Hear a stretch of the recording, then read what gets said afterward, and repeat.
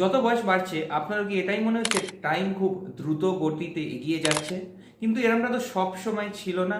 আপনি যখন স্কুলে ছিলেন একটা বছর থেকে আরেকটা বছর যেতে কতটা সময় লাগে? আপনার একটা পরীক্ষা থেকে আরেকটা পরীক্ষা, একটা ক্রিসমাস থেকে একটা ক্রিসমাস বা একটা পুজো থেকে একটা পুজো, কতটা সময় লাগতো একটা বছর কাটতে? কিন্তু এখন কেন এরকমটা হচ্ছে না? কেন এখন আমার মনে হচ্ছে টাইম খুব দ্রুত গতিতে এগিয়ে যাচ্ছে? এটা হচ্ছে তার কারণ আমি ডেসক্রাইব করবো একটি থিওরি দিয়ে। থিওরিটার নাম হচ্ছে proportionality of our life span. Proportionality of life span বলছে যত বছর আমরা কাটাচ্ছি সেই কাটানোতে এক একটি বছর হয়ে যাচ্ছে এক একটা percentage of our entire life span.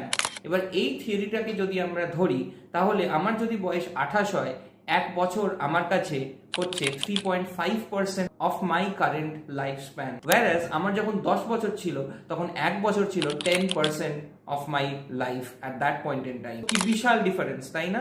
হয়তো এই কারণেই টাইমের মতোই চললেও আমাদের ওই পারসিভ করতে জিনিসটা মনে হয় খুব তাড়াতাড়ি কেটে যাচ্ছে, কারণ একটা বছর এখন আমাদের কাছে খুব কম পার্সেন্টেজ ধরে আছে। টাইম কিন্তু চলছে টাইমের মতোই, এটা আমাদের একটা মেন্টাল ইলিউশন যেটা ক্রিয়েট হচ্ছে।